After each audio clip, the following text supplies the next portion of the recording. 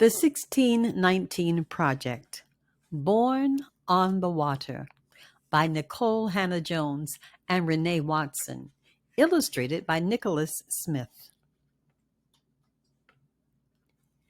Questions. My teacher gives us an assignment. Who are you? She asks. Trace your roots. Draw a flag that represents your ancestral land. Most of my class can count back many generations and learn about the countries where their families came from. They draw their flags, but I leave my paper blank. I do not know where I begin, what my story is. At home, Grandma asks, How was school? I tell her about the assignment, how I couldn't finish it, how I can only count back 3 generations here in this country, where my parents, my grandparents, and my great-grandparents were born. But before that, I do not know. I tell her that I am ashamed. Grandma gathers the whole family, says, Come, let me tell you our beginning. Let me tell you where we're from. What Grandma tells me. They say our people were born on the water, but our people had a home, a place, a land, before they were sold. 400 years ago, in 1619, our ancestors were taken and brought here on a ship called the White Lion, a whole year before the Mayflower arrived. Their story does not begin with whips and chains. They had a home, a place, a land, a beginning. Their story is our story. Before they were enslaved, they were free. They had a language. They spoke Kimbundu, had their own words for love, for friend, for family. The kingdom of Indongo was nestled between the Lukala and the Kawanza rivers on a high plateau in west central Africa. The people were good with their hands, knew the power of a seed, how to plant it, water it, and how to make something out of nothing. The people were good with their minds, good at math and science. They used shells for money, counting, recording, trading. They knew what their work was worth. They spoke Kimbundu, had their own words for joy, for grow, for home. Their hands had a knowing. Their hands had a knowing. They knew how to hold a baby close, how to rock the child to keep her from crying. Their hands knew how to mix herbs, how to get that just right flavor for a meal. Their hands knew how to beat and twist and shape iron, how to make gardening tools, armor, and weapons. Their hearts had a knowing. They knew how to make work joyful, how to create rhythm by pounding the tools against metal, knew how to make music to keep them company as they worked. Their minds had a knowing, worldly, curious, sharp. When they met the white people, they learned quick, taught their tongues to speak Portuguese, taught their eyes to read strange words. They knew how to mix the old with the new, how even an ancient people always had more to learn. And they danced. And the people moved their feet, moved their whole bodies to the melody of horns and stringed instruments, of marimbas and drums. They danced to celebrate, to mourn. They danced as a way of worship, to offer thanks. Their bodies, a song under open sky and bright sun. Their bodies, a swaying testament to the beauty of creation. Stolen. And the white people took them anyway, kidnapped them, baptized them in the name of their God, stamped them with new names. Ours is no immigration story. They did not get to pack bags stuffed with cherished things, with the doll grandmama had woven from tall grass, with the baby blanket handed down from generation to generation all the way back, so far back that it carried the scent of the ancestors. They could not hug their fathers and mothers, daughters and sons, hearts thumping in rhythm, clinging to that final sweetness before the parting. No promises whispered from mouth to ear of seeing each other soon. Just wails and sobs, confusion and wrist worn raw from shackles made of iron, feet split and bloody from the 200-mile march along the Kwanzaa River.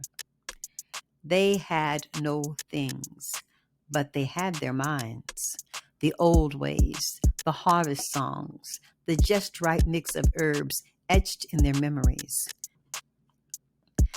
They had their bodies, histories and bloodlines, and drums pulsing in their veins. With trembling fingers, they braided seeds into their hair, defiantly hiding tiny pieces of home to plant one day in new soils. No matter what some say, the people fought. And the white people took them anyway, forced them into the bottom of an evil ship to sail to a new world they had no desire to see. Ours is no immigration story.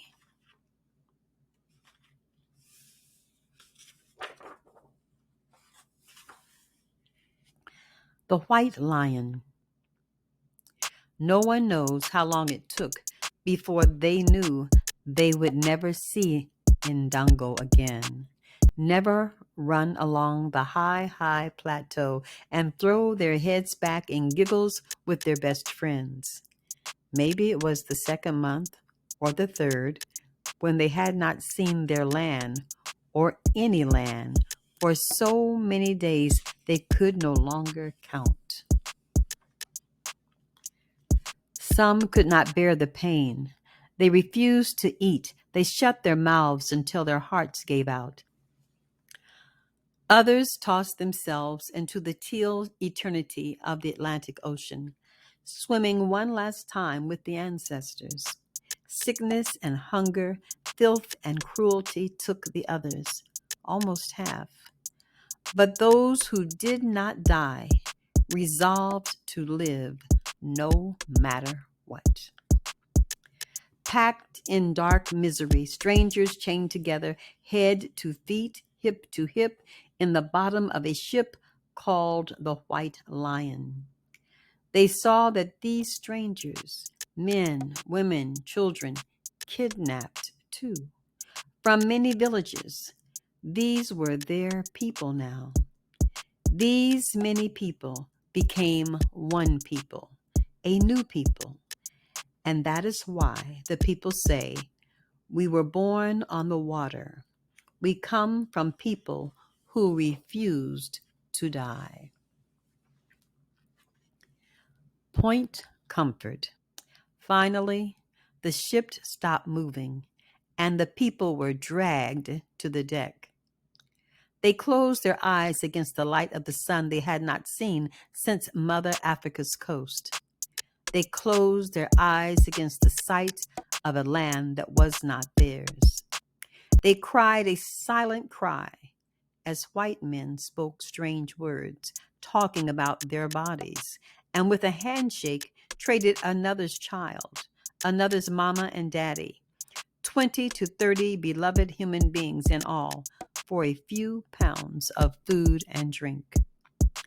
400 years ago, in the year 1619, the white people called this land Virginia, a sweet-sounding word for a place of such pain, a sweet-sounding word for the place where American slavery began. Tobacco fields. From sun up to sundown, the people worked the fields, growing and harvesting tobacco. The crops were sold to Europe, bringing wealth to Virginia. But the enslaved people did not get anything in return for their labor. The people worked and worked. When the people grew weary, they remembered their yesterdays, remembered their songs from Ndongo, sang them to ease their spirits. As they sang, they looked into the future, hoped for better days, planted prayers into heaven, praying, praying, praying for freedom. How to make a home. After a long day's work planting tobacco in the fields, after brutal treatment, after nothing to show for their hard work, sadness would come, a longing for Ndongo, for mamas, for daddies, for the friends they could no longer hug and talk with under the warm sun. We are in a strange land, they said. We are here, and we will make this home. We have our songs, our recipes, our know how. We have joy. We will love, laugh, sing, and hug our children as tight as you can hold a child.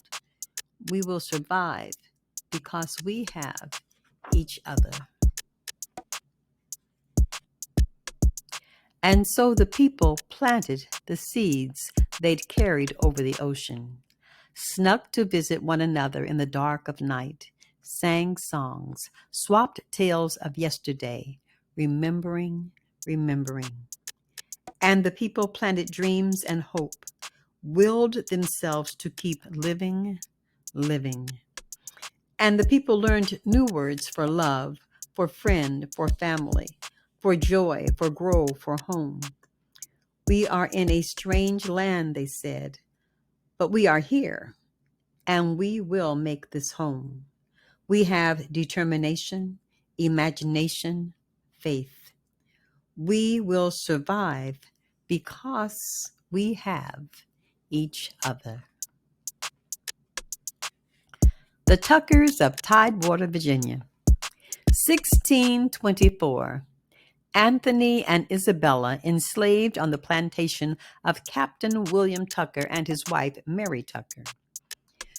Two ordinary people forced to till the soil, forced to build a country they were not from, found a way to build a love for each other, to marry and create a family, a legacy. They did not know their family would be the start of a new people. They were just two ordinary people who had a son, a new beginning, a promise to live on and on. William Tucker. Hope is a promise. Faith that a better day will come. Belief that things will not always be this way. Hope is refusal to give up, to die out. Hope is a child born. Way back then, hope had a name.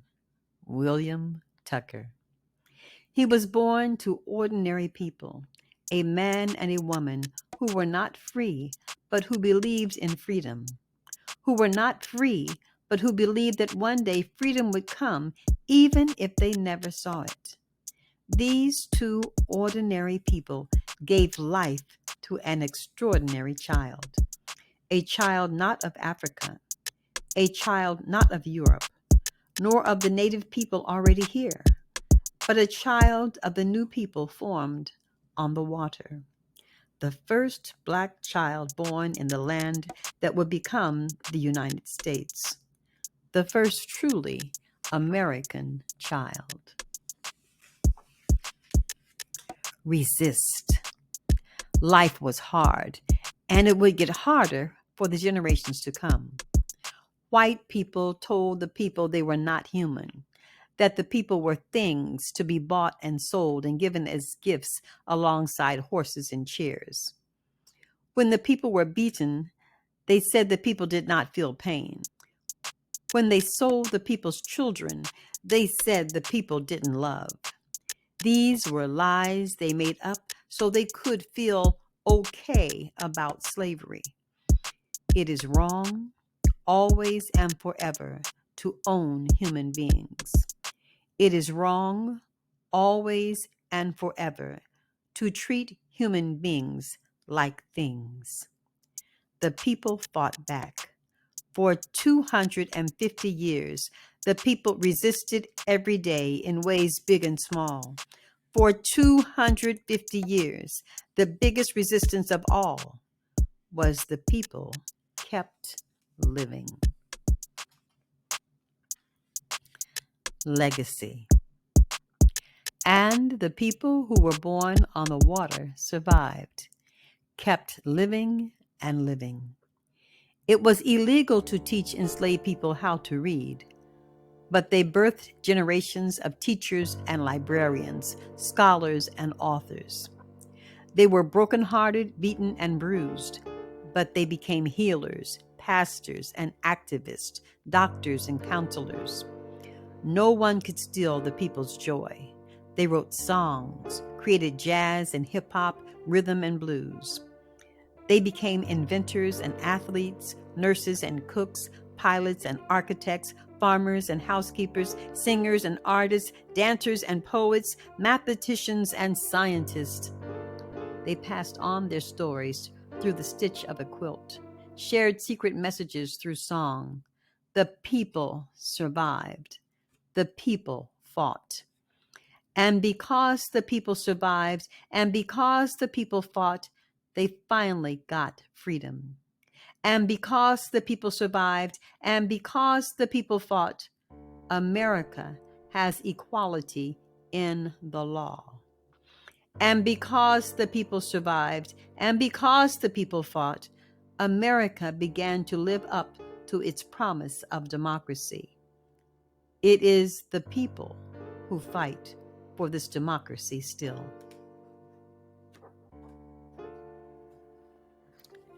Pride. Grandma looks at me and my brother, tells us, this is why we say Black Lives Matter, why we celebrate Black girl magic, and why we believe we are our ancestors' wildest dreams. Never forget, we are their hope. Never forget, you come from a people of great strength, Grandma says. Be proud of our story, your story. The next day, I go to school, pull out my red crayon, my blue, and my white. I draw the stars and I draw the stripes of the flag of the country that my ancestors built, that my grandma and grandpa built, that I will help build too. And I'm not ashamed. I know what my story is, where I am from, where I begin.